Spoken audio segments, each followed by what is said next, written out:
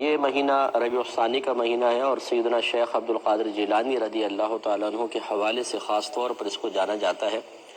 اور اس میں بعض اوقات کچھ محافل کا انعقاد ہوتا ہے جن کو 11ویں کا نام دیا جاتا ہے۔ اکابرین نے اس کی وجہ تسمیہ گویا کہ یوں بیان فرمائی ہے کہ سیدنا شیخ عبد القادر جیلانی رضی اللہ تعالیٰ عنہ ہر مہینے کی 11 تاریخ کو اپنے جو اسٹوڈنٹس تھے، آپ کے مدرسے میں ٹھہرے ہوئے بچے تھے، انہیں اہتمام کے ساتھ کھانا کھلایا کرتے تھے، اور ارادہ یہ ہوتا تھا کہ اس کا ثواب سید عالم صلی اللہ علیہ وسلم کو ایصال کر دیا جائے، یعنی گویا کہ سرکار صلی اللہ علیہ وسلم کے ایصال ثواب کے لیے کھانا کھلانا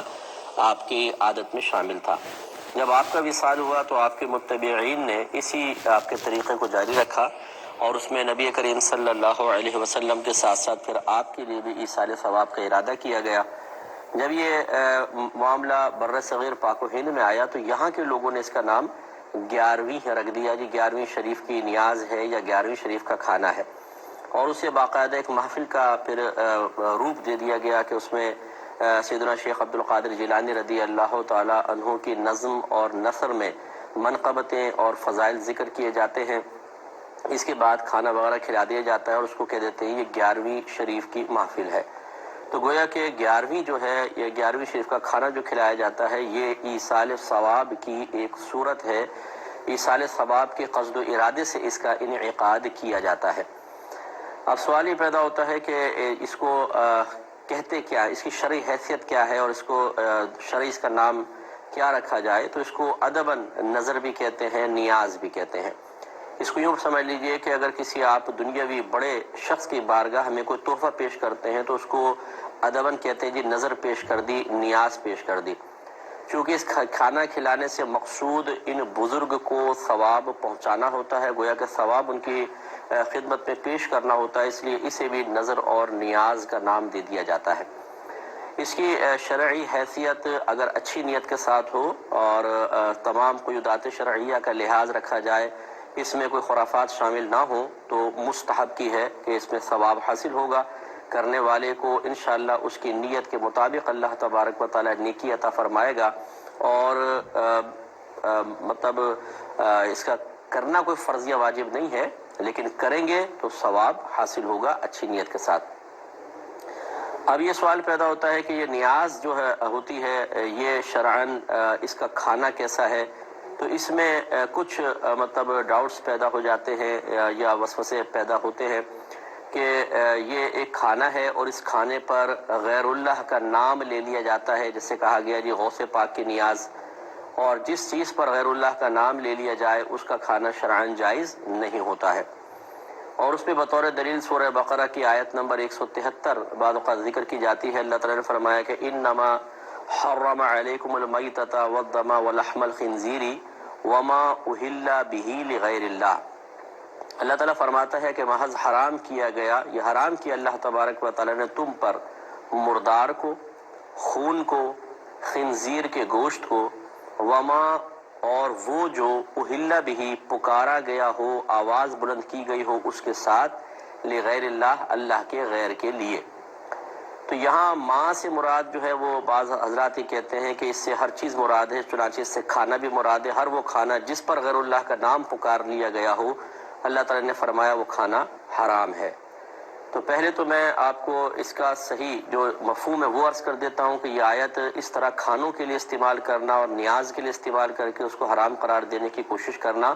یہ ایک بہت بڑی علمی خیانت ہے، ایسا نہیں ہونا چاہیے، اور اگر کوئی اس خیانت سے باز نہ آئے تو وہ خود اعتراض سے بچ نہیں سکتا ہے۔ یہاں جو ہمارے اکابرین ہیں وہ فرماتے ہیں کہ یہاں ماں سے مراد وما اہل بہ لغیر اللہ، اور وہ جو جس پر اللہ کے غیر کو پکارا گیا ہو، اس کے نام کو بلند آواز سے ذکر کیا گیا ہو، یہاں ماں سے مراد عموم نہیں ہے،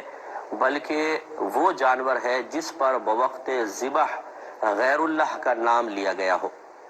اس آیت کے نزول کا پس منظر یہ ہے کہ کفار اپنے بتوں کے نام پر جانوروں کو ذبح کرتے تھے، اور طریقہ کار یہ تھا کہ وہ لٹا کر پھر اپنے بت کا نام لیتے تھے، لات کے نام پر، عزا کے نام پر، منات کے نام پر اس کو کاٹ دیا کرتے تھے۔ اس ذبیحہ کو اللہ نے منع فرمایا کہ جس ذبیحہ پر بوقت ذبح غیر اللہ کا نام پکارا گیا ہو وہ تمہارے لیے کھانا جائز نہیں ہے۔ اس کی تائید کن کن دیکھیں تفاسیر سے ہو رہی ہے، وہ میں ذکر کر دیتا ہوں، اور پھر جو اس کو نیاز کے لیے استعمال کرتا ہے وہ بھی وہ تفاسیر کو ایسی پیش کرے کہ جس سے ثابت ہو کہ نیاز کو منع کرنے کے لیے اللہ تبارک و تعالیٰ نے اس آیت کریمہ کو نازل کیا۔ جلالین ایک بڑی مشہور تفسیر ہے اور ہر مکتب فکر تقریباً اپنے دارالعلوم میں پڑھاتا ہے۔ اس میں علامہ جلال الدین سیوطی اس آیت کا مفہوم بیان کرتے ہیں کہ ماں سے مراد کیا ہے، فرماتے ہیں اے ذبیحہ علی اسم غیرہ، یعنی اس سے مراد وہ جانور ہے جسے اللہ تبارک و تعالیٰ کے غیر کے نام پر ذبح کیا گیا ہو۔ والاحلال رفع الصوت، احلال کا مطلب ہوتا ہے آواز کو بلند کرنا۔ وَكَانُوا يَرْفَعُونَهُ عِنْدَ الذِّبْحِ لِآلِهَتِهِمْ عِنْدَ الذَّبْحِ لِآلِهَتِهِمْ، اور یہ فرماتے ہیں کہ وہ جو کفار تھے سرکار کے دور میں وہ ذبح کے وقت اپنے خداؤں کے نام کو بلند آواز سے ذکر کیا کرتے تھے۔ تفسیر بیداوی بڑی مشہور تفسیر ہے اور یہ بھی مختلف مکاتب فکر میں پڑھائی جاتی ہے۔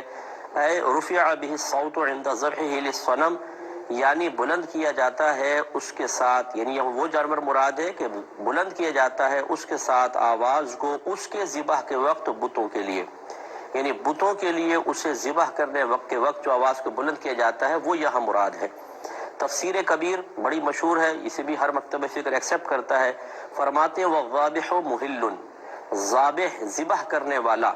یہ بلند آواز کرنے والا ہے۔ لِأَنَّ الْعَرَبَ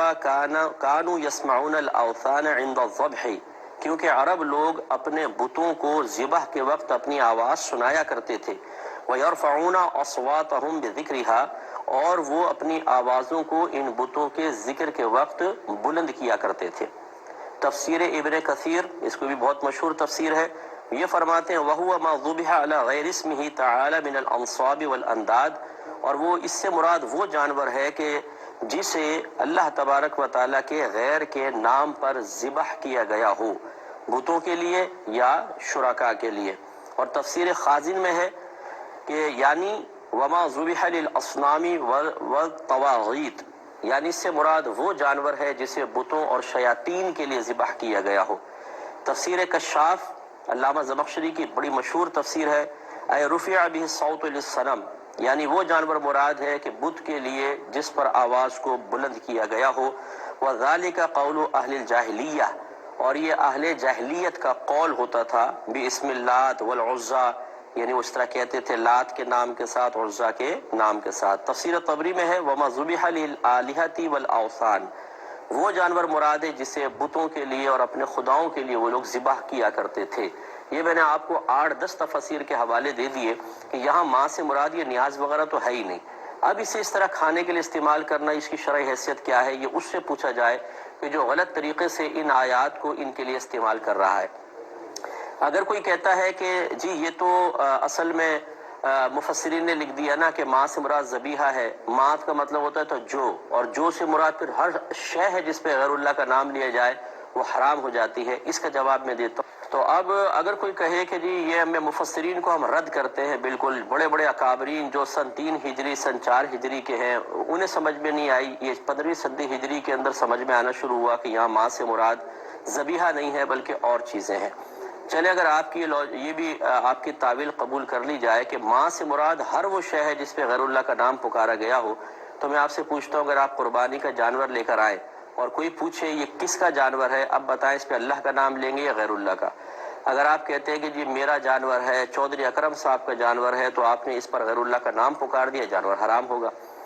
اگر آپ کہیں کہ نہیں یہ تو صرف ایک شناخت کے لیے بیان کیا گیا، اصل میں تو جانور اللہ کے لیے ذبح کریں گے، تو پھر اس کھانے کے اندر کیا پرابلم ہے؟ اس کھانے میں جو نیاز کھلائی جاتی ہے، اس میں یاد رکھیں مسلمانوں کا بنیادی نظریہ اور عقیدہ یہی ہوتا ہے، ان کی سوچ اور فکر یہ ہوتی ہے کہ کھانا صرف اللہ کے لیے ہوگا، اللہ تعالیٰ کی بارگاہ سے ہی ثواب ملے گا، اللہ تعالیٰ کا ہی قرب حاصل کرنا مقصود ہے، صرف ثواب فلاں بزرگ کو پہنچائیں گے، یہ ارادہ ہوتا ہے کہ اس کا ثواب فلاں بزرگ، ورنہ کھانا اللہ کے لیے ہوتا ہے، اس پہ ثواب کا ترتب بھی اللہ کی طرف سے ہوگا، اللہ تعالیٰ کا ہی قرب حاصل کرنا مقصود ہو، اور پھر اس کا ثواب فقط بزرگان دین کو پہنچا دیا جائے تو اس میں کیا حرج ہے؟ اور شناخت کے لیے بس یہ کہہ دیتے ہیں یہ نیاز کس کی ہے؟ غوث پاک کی نیاز ہے، امام جعفر صادق کی نیاز ہے، یہ خواجہ صاحب کی نیاز ہے، تو یہ صرف شناخت کے لیے ہے، یہ نہیں ہے کہ اس نیاز کو ان بزرگوں کی بارگاہ میں پیش کر کے ان کی توجہ اور ان کا قرب حاصل کرنا مقصود ہو، ان کی رضا کے لیے کھانا کھلایا جا رہا ہو، ایسا نہیں ہوتا ہے۔ خلاصہ کلام یہ ہے کہ نیاز ادباً اس تحفے کو، گفٹ کو کہتے ہیں جو کسی بزرگ کی خدمت میں پیش کیا جاتا ہے۔ بزرگوں کے نام کا جو کھانا کھلایا جاتا ہے اس کو ادباً نیاز اسی لیے کہتے ہیں کہ اس سے حاصل ہونے والے ثواب کو ان بزرگوں کو ایصال کرنا مقصود ہوتا ہے۔ جب نظر و نیاز کا کھانا کھلایا جاتا ہے، اس میں بیسک کانسیپٹ یہی ہوتا ہے، سوچ و فکر یہی پیچھے کار فرما ہوتی ہے کہ یہ صرف اللہ تبارک و تعالیٰ کے لیے پکایا گیا ہے، اللہ تعالیٰ کی رضا کے لیے اس کو کھلا رہے ہیں، اللہ تعالیٰ کی بارگاہ میں قرب حاصل کرنا ہی مقصود ہے۔ ہاں، اس سے جو ثواب حاصل ہوگا وہ فلاں بزرگ کو پہنچا دیا جائے گا، اور صرف پہچان کے لیے کہا جاتا ہے کہ یہ فلاں بزرگ کی نیاز ہے۔ یہاں یہ کوئی تصور نہیں ہوتا کہ اس کھانے کو ہم اس بزرگ کی رضا کے لیے کھلا رہے ہیں، اس بزرگ کو کہ بارگاہ میں مقرب ہونے کے لیے کھلا رہے ہیں، ایسا کچھ بھی نہیں ہوتا ہے۔ اور یہ بعض اوقات کھانا آپ نے دیکھا ہوگا سامنے رکھتے ہیں اور اس پہ قرآن وغیرہ پڑھتے ہیں، اور مخصوص قرآن کا ایک حصہ ہوتا ہے جو پڑھا جاتا ہے۔ تو پہلی بات تو یہ ہے کہ نہ کھانا سامنے رکھنا واجب ہے، نہ قرآن کا کوئی مخصوص حصہ پڑھنا لازم ہے۔ یہ ہمارے عرف میں رائج ہو گیا ہے، اور رائج ہونے والی کوئی شے اگر فی نفس ہی ممنوع نہ ہو اور اس کو لازم و ضروری بھی نہ سمجھا جائے تو اس میں شرعاً کوئی حرج نہیں ہے۔ وَمَا رَأَى الْمُؤْمِنُونَ حَسَنًا فَهُوَ عِنْدَ اللَّهِ حَسَنٌ، نبی کریم صلی اللہ علیہ وسلم فرماتے ہیں کہ جو مومنوں کے نزدیک اچھا ہے وہ اللہ تبارک و تعالیٰ کے نزدیک بھی اچھا ہے۔ پھر بھی رکھتے کیوں ہیں میں عرض کرتا ہوں ایک کال لینے کے بعد۔ السلام علیکم۔ تو اب دیکھیے جو نیاز کا کھانا مختصر سا سامنے رکھا جاتا ہے، اس میں جو مسلمان نیت کرتے ہیں وہ یہ ہوتی ہے کہ نبی کریم صلی اللہ علیہ وسلم نے کھانا بڑھانے کے جو معجزات ظاہر فرمائے، اس میں آپ نے ایسا ہی کیا کہ کھانا سامنے رکھا